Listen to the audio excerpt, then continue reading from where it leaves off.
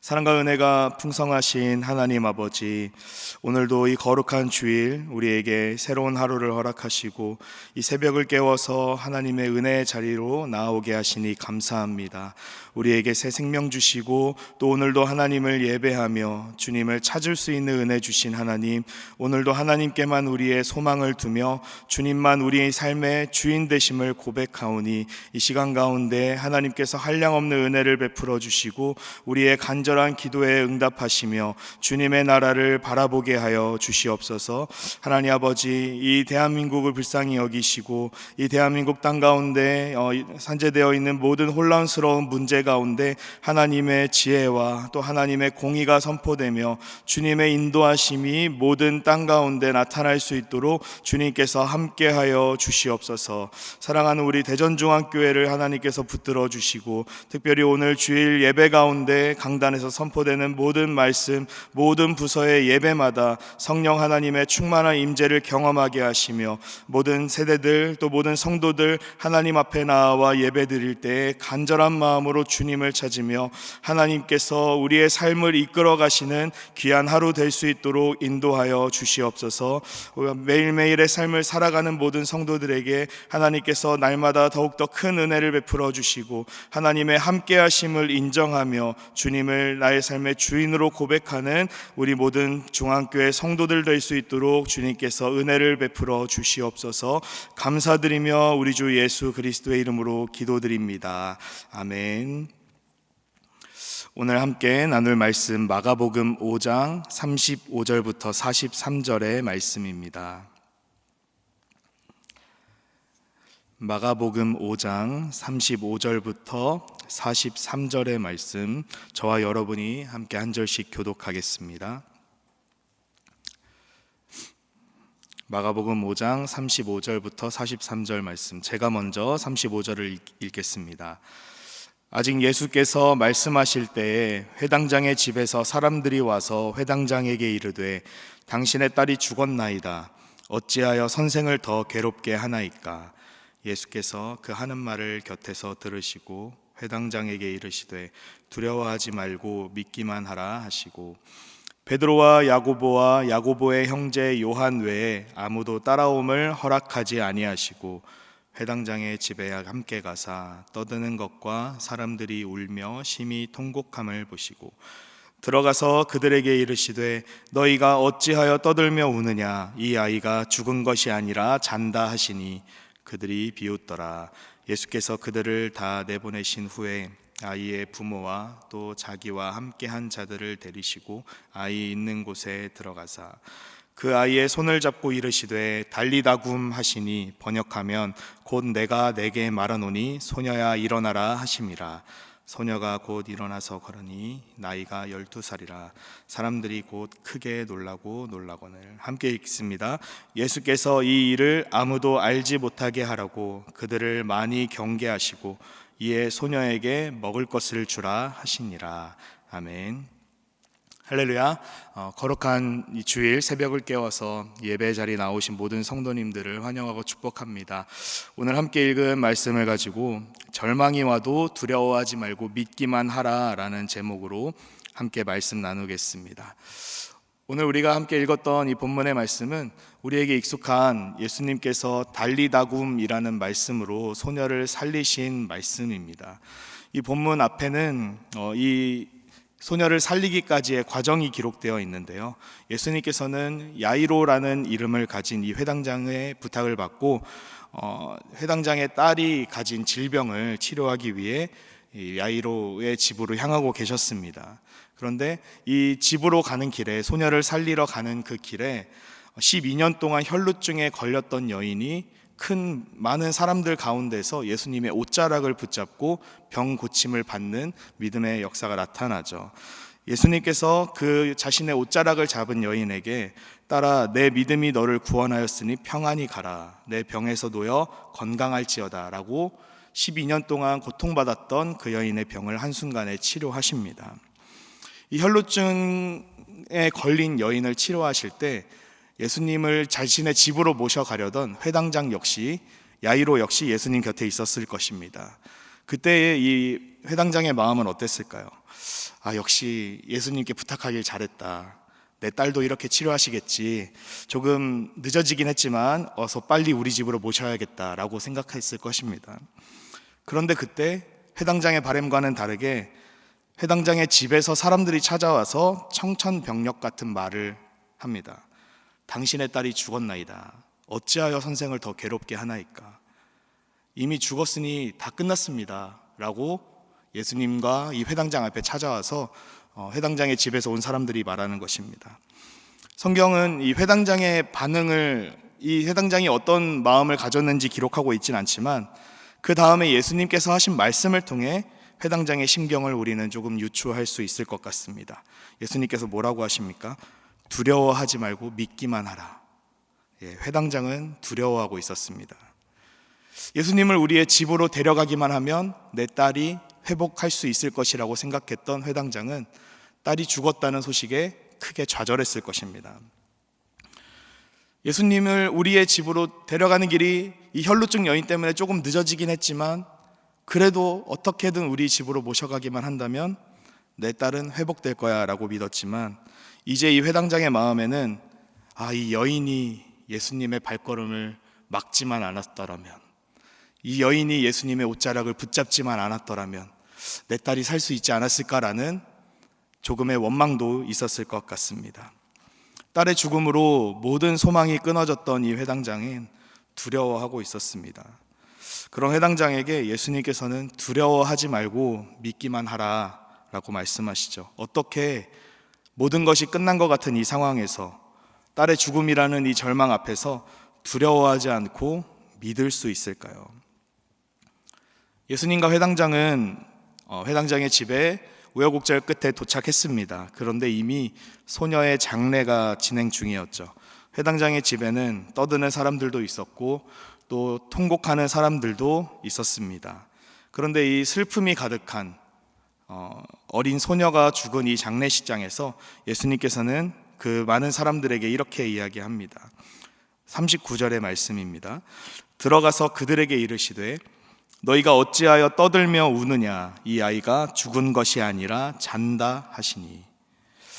이미 소녀의 죽음을 확인했던 사람들에게는 이 예수님께서 소녀가 죽은 것이 아니라 잔다라는 이 말이 너무나도 허무맹랑한 소리로 들렸습니다. 그런데 예수님께서는 이 소녀를 향해서 죽은 것이 아니라 잔다라고 말씀하실 뿐만 아니라 또 다른 죽었던 사람을 살린 사건, 요한복음 11장에 죽은 나사로를 살리신 그 사건에서도 나사로가 죽은 것이 아니라 잠들었다고 말씀하십니다. 죽음과 잠의 차이는 무엇일까요? 죽음은 다시 일어나지 못하지만 잠은 다시 깨어납니다. 우리는 잠을 잘 때 다시 죽은 것처럼 잠을 자기도 하지만 결국 아침이 되면 어느 정도의 충분한 숙면을 취하면 우리의 몸이 알아서 잠에서 깨어납니다. 사람들이 보기에 이 소녀는 이미 죽었습니다. 다시는 일어나지 못할 것이라고 생각해서 이 소녀의 장례를 치르고 많은 사람들이 함께 슬퍼하고 있었습니다. 그런데 예수님이 보시기에는 어떻습니까? 이 소녀는 잠이 든 것뿐입니다. 다시 살아날 것이기 때문이죠. 소녀를 다시 일으킬 수 있는 예수님이 보시기에 이 소녀는 죽어서 모든 소망이 끊어진 것이 아니라 잠깐 잠이 든 것뿐입니다. 죽음을 한계로 보는 사람들은 이 소녀의 죽음 앞에서 슬퍼하고 통곡했지만 죽음보다 큰 능력을 가지고 계신 예수님은 회당장에게 두려워하지 말고 믿기만 하라라고 말씀하시죠.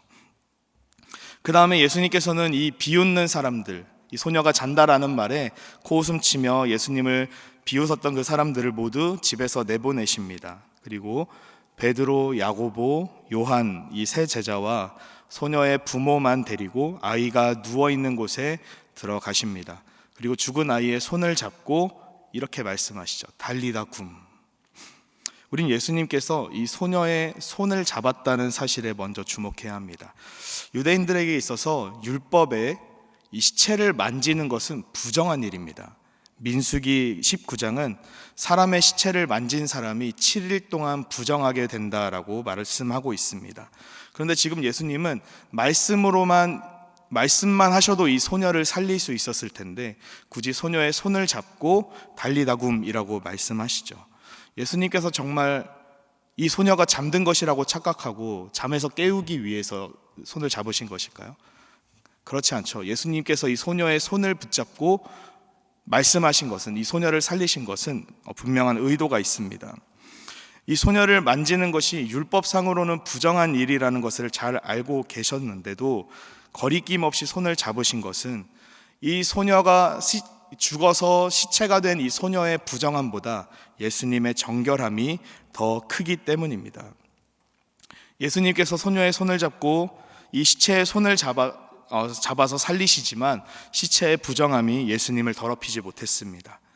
다른 사람을 7일 동안이나 부정하게 만드는 시체가 예수님만큼은 부정하게 만들지 못했습니다. 오히려 예수님께서 죽었던 소녀를 살리시죠.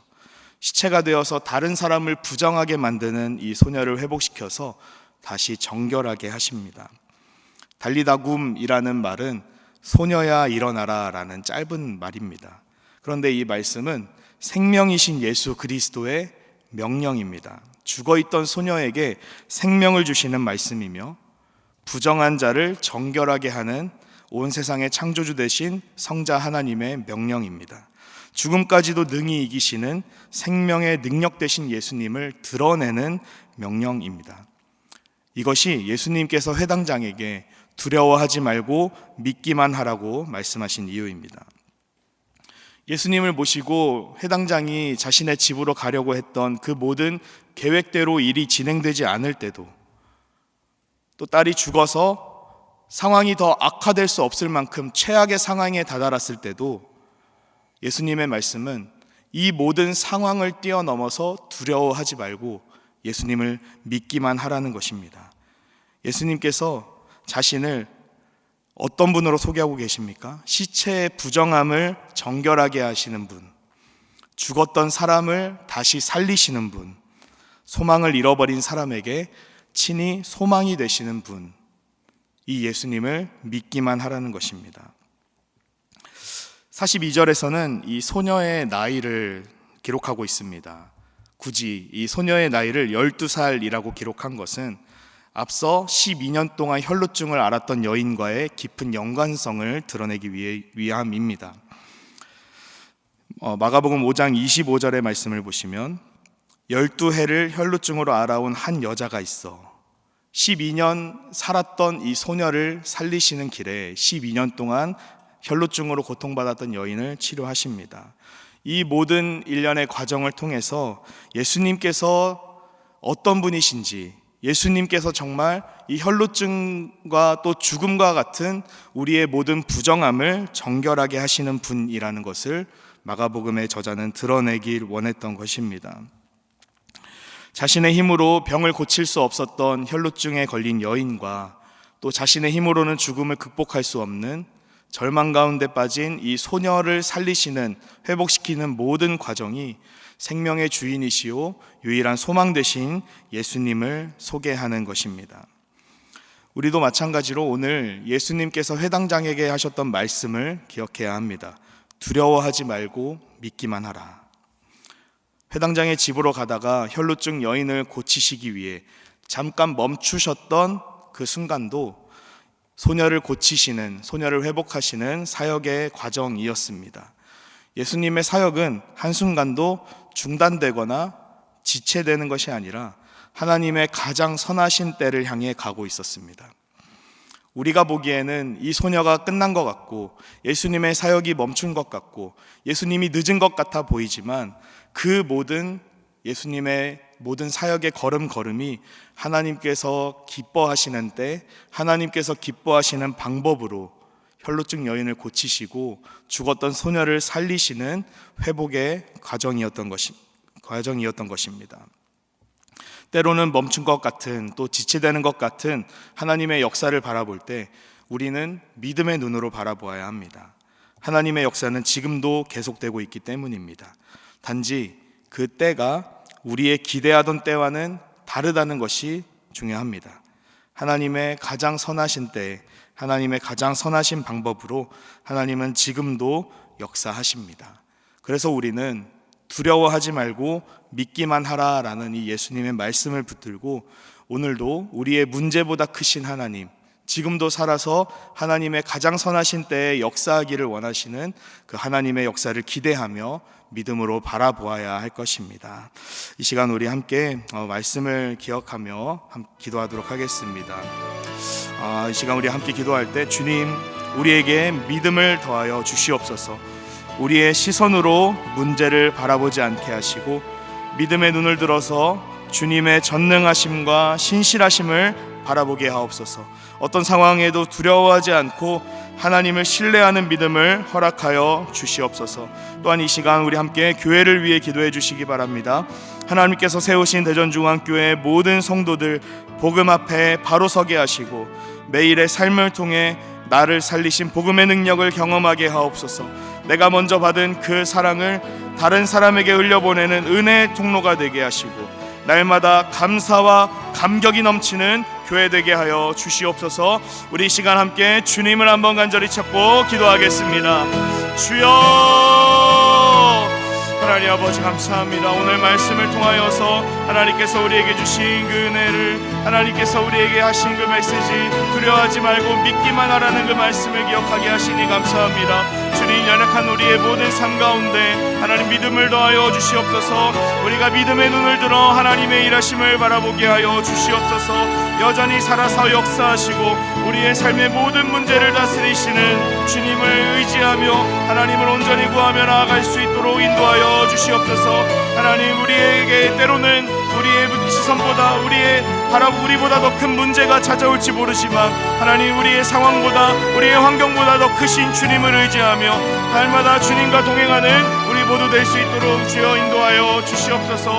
하나님 아버지, 우리의 시선을 들어서 하나님의 역사를 기대하게 하시고 우리가 원하는 때와 방법이 아닐지라도 하나님의 가장 선하신 때를 기대하며 하나님께서 일하실 것을 믿으며 나아가는 우리 모두 되게 하여 주시옵소서. 사랑이 많으신 주님, 이 시간 인도하여 주시옵소서. 아버지, 역사하여 주시옵소서.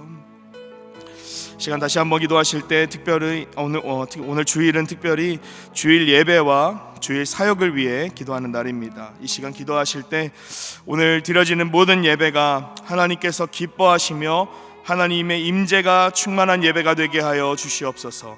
모든 강단을 살려주시고 말씀 전하시는 목사님 위에 성령으로 기름 부어 주시옵소서.